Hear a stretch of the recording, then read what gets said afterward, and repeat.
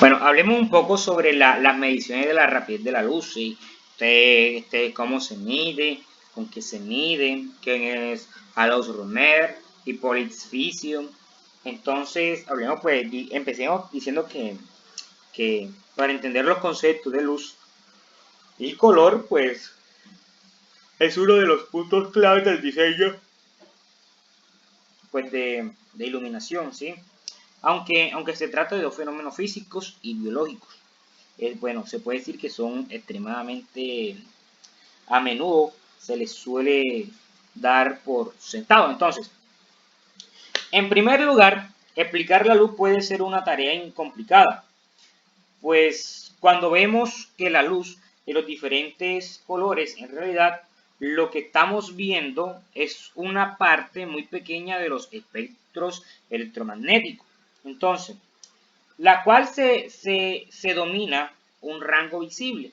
Entonces, está hecha de ondas electromagnéticas a las que reaccionan nuestros ojos y cerebro y nos permiten obviamente distinguirla. Entonces, como cualquier otro tipo de onda, ¿sí? Entonces las ondas electromagnéticas poseen distintas longitudes. Cuando los picos de onda están cercanos, se dice que estos tienen la longitud de ondas cortas, a diferencia de los picos que están separados y tienen longitudes de ondas más largas.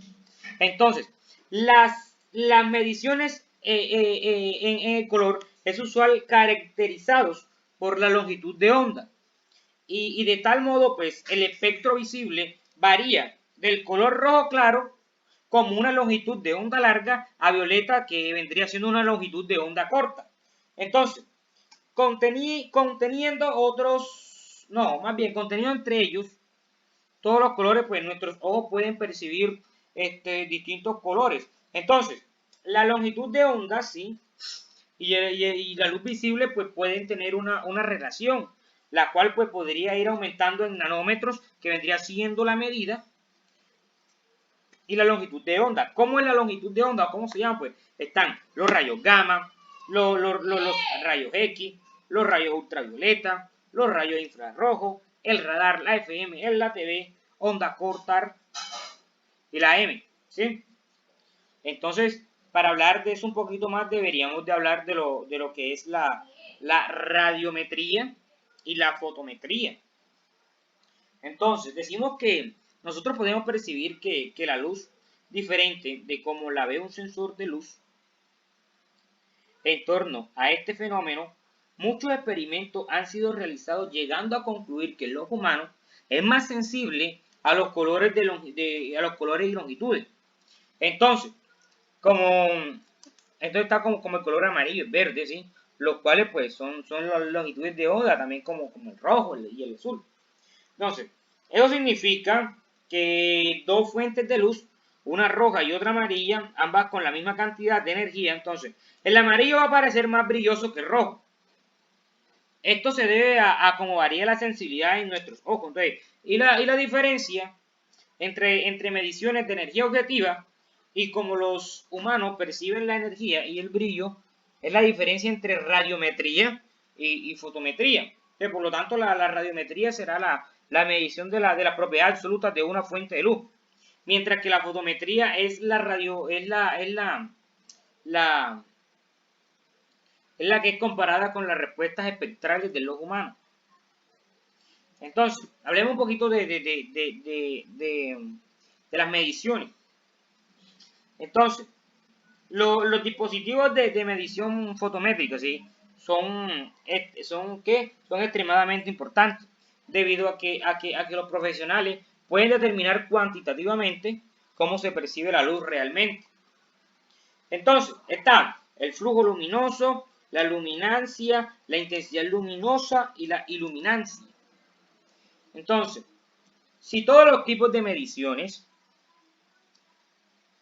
pueden ser útiles, las mediciones de luminancia e iluminancia son las más comunes y ha medido las más prácticas.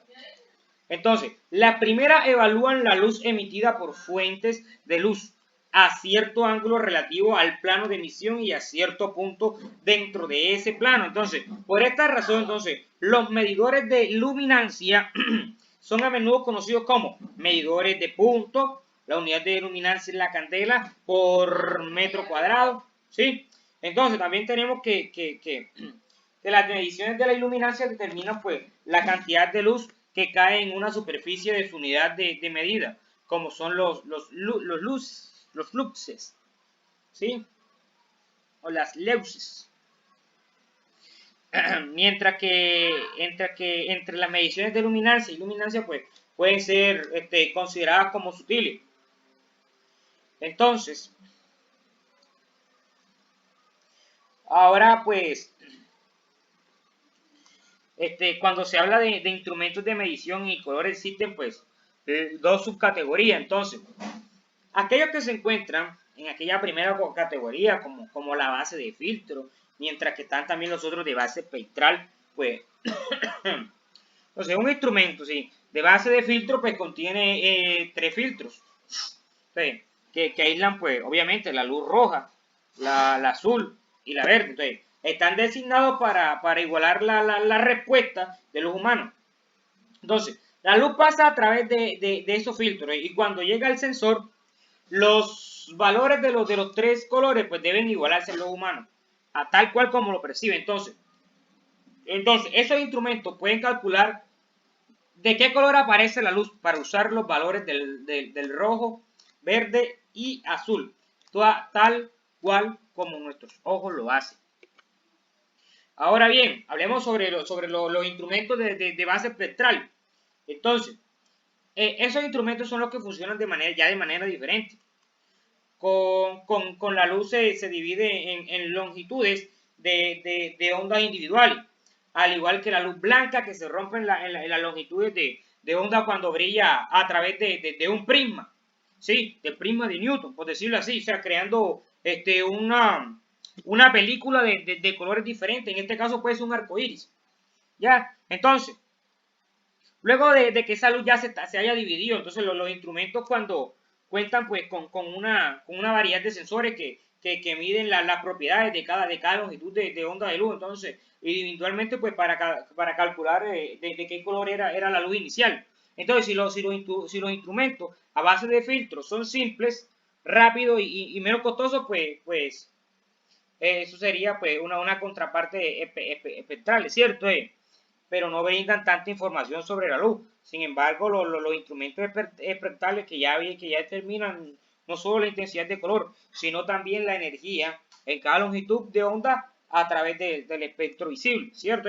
Ellos son pues ciertas fuentes de luz, tan como por ejemplo está la luz LED, ¿sí? Que son una de las más precisas para el medidor, ¿sí? Para el medidor espectral. Está esa, pues sabe que eso se debe a que los LED pues no emiten un espectro continuo de luz, ¿cierto?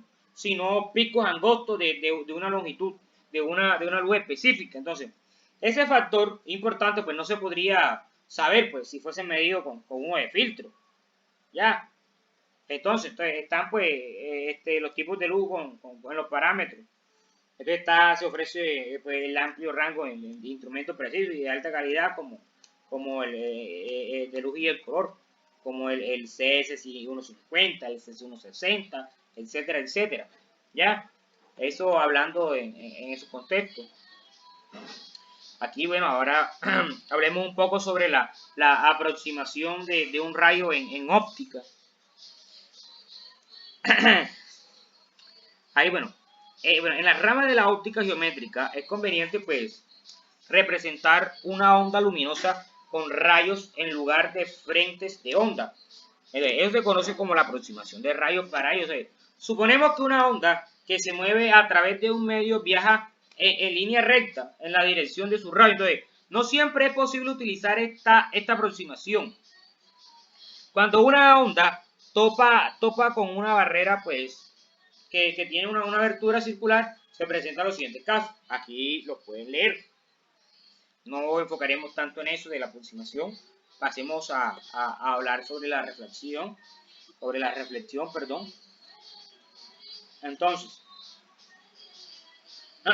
para refrescar un poquito más el concepto de la onda en la reflexión, pues, entonces podemos decir que la reflexión y la refracción de las ondas son dos fenómenos que ocurren cuando una onda que se propaga en un determinado medio, pues se encuentran con una superficie de separación pues con otro medio. Entonces, en general podemos decir que una parte de las ondas incidentes o una parte de su energía sí se refleja y otra se refracta.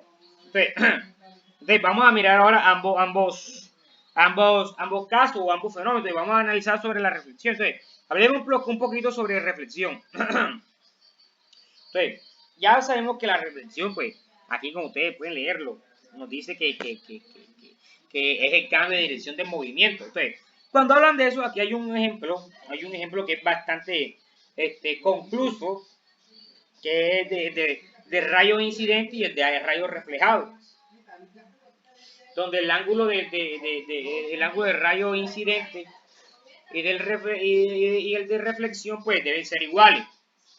¿Sí? Eso hablando ahí de...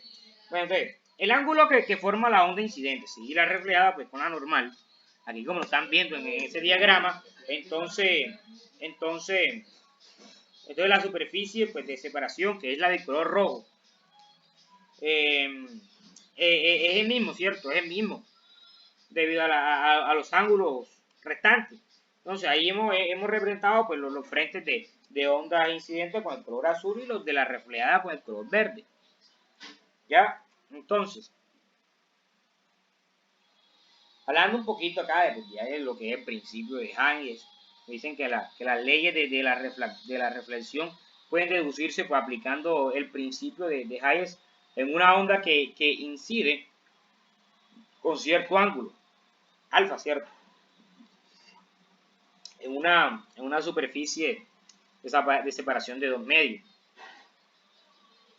Entonces, podemos decir que un foco emisor de ondas dista lo suficiente de la superficie reflectora. Entonces, en violeta, pues podemos considerar que que la onda es plana, ¿cierto? Al avanzar su frente de onda, entonces, su extremo M será el primero que encuentre a la superficie reflectora.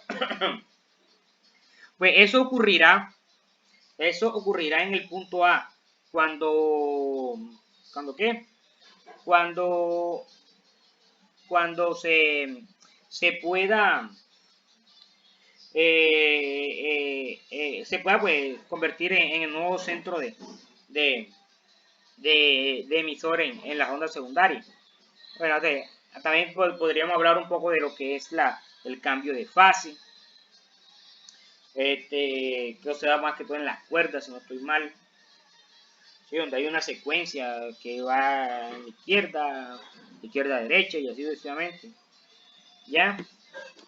Entonces, uno de los ejemplos que uno ve a diario en la vida cotidiana, que son pues, por ejemplo, ahí pueden ver que un ejemplo de reflexión pues es cuando apuntábamos con una linterna dentro del agua, pues podemos notar que el haz de la luz se expande bajo el agua, pero no se refleja fuera de ella. Eso quiere decir que eso se va para abajo, por decirlo así. Entonces, también está pues el efecto tornasol en la burbuja de jabón, ¿cierto? Que se forma debido a la reflexión de la luz. Y ahí están esos otros dos, pues, que son ejemplos muy claros. Aquí hay un ejemplito de carácter matemático, no es muy difícil, ni nada por el estilo, es muy sencillo, es demasiado sencillo, creería yo. Sí, el cual pues decidí colocarlo, adjuntarlo a la diapositiva, debido a que era tan fácil, es cierto. Ahí nos podemos dar cuenta que debemos hallar pues el ángulo I, ¿sí? Que vendría siendo pues el ángulo de incidencia. Y tenemos pues un ángulo restante que es de 45, entonces pues ahí como pueden ver la ecuacióncita sencilla que dice que 45 más I es igual a 90, entonces pues se despeja ahí pasando a 45 a restar al otro lado, entonces nos daría 45, entonces ya sabemos que el ángulo de incidencia es de 45 grados. La otra es determinar el ángulo beta, ¿cierto? hablando de cuando que I y R pues deben ser iguales.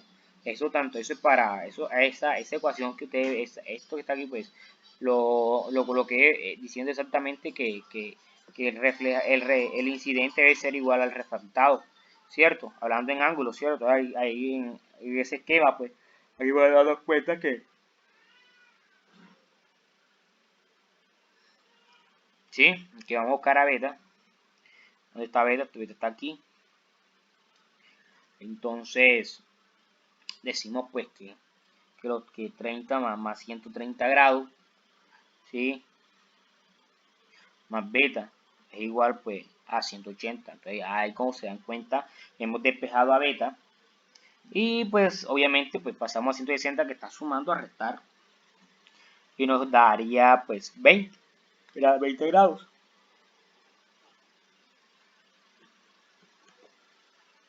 Ahora, onda bajo la refracción. Bueno, la onda bajo refracción es cuando, o no, más bien, es el cambio de dirección del movimiento, ¿sí? Que pues se domina pues como uno de los principales, más, uno de los principales pues conceptos más fáciles de la física, como como lo es la refracción. Pero en este caso, pues la refracción tiene tres elementos principales. Entonces, pues aquí podemos ver que está aquí el rayo de incidente, la línea normal o perpendicular a la superficie y rayo refractado, ¿sí? Eso pues lo vamos a ver más adelantico, donde vamos a hablar sobre la ley de Snell, que se aplica tanto para la reflexión y la refracción.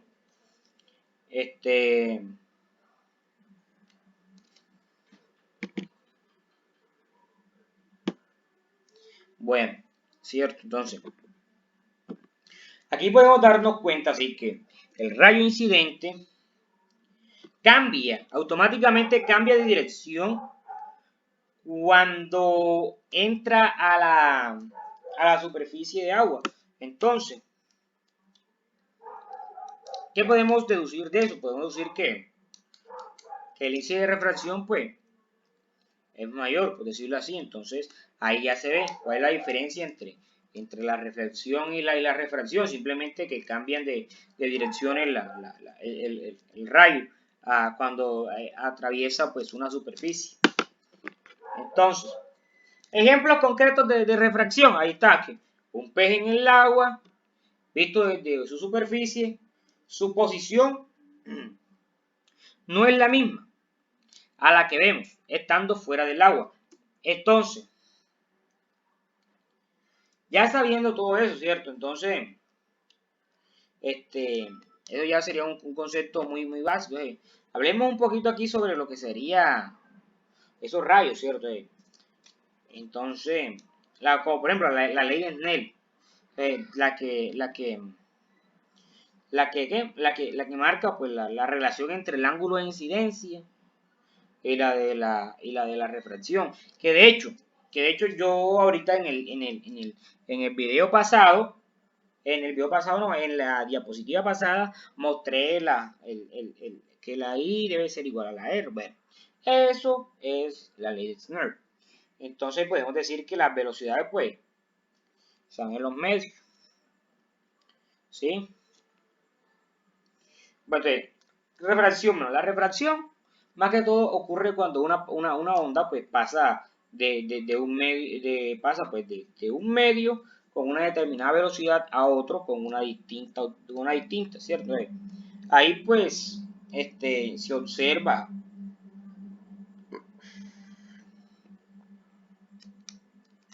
¿sí? Donde podemos decir que el rayo pues es menor que el rayo incidente pues es mayor a este que está aquí, que es el reflectado, ¿sí? Entonces, eso sería con respecto a refracción. Ahí pues ya tenemos unos de los distintos ejemplos de refracción. Ahora, hablemos sobre el principio de Huygens. Entonces,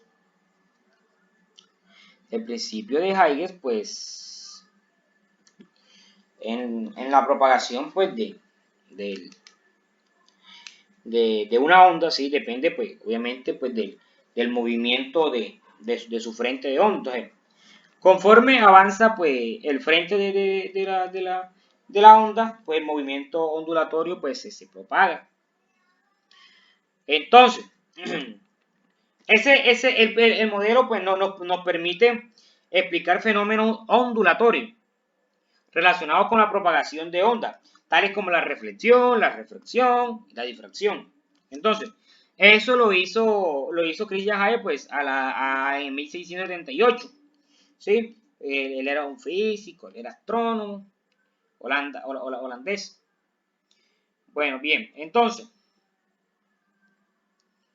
sí, cada punto de una frente, ¿sí? O de un frente, pues, de onda puede considerarse un foco de onda secundaria que se propagan en la misma dirección de la perturbación. Entonces, la velocidad de propagación y frecuencia de estas ondas, pues, es la misma que la de la onda original. Entonces, la superficie tangente también es conocida como envolvente a todas las ondas secundarias de un determinado instante. Decirlo así, entonces.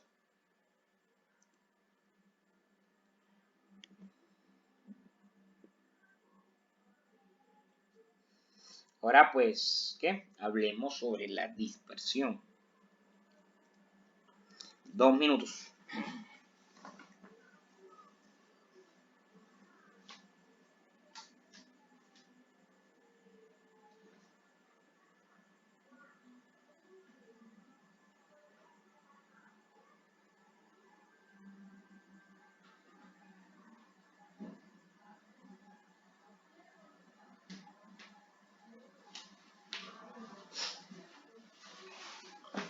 Continuemos con dispersión. Entonces, tenemos de dispersión que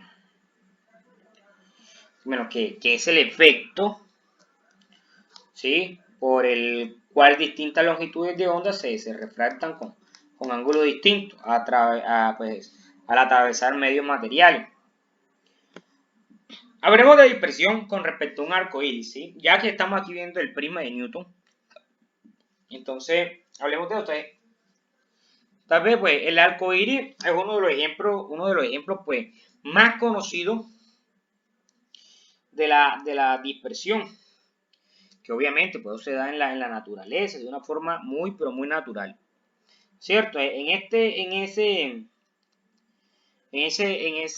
concepto, pues, algunas claves pues se pueden entender por qué se produce ese fenómeno.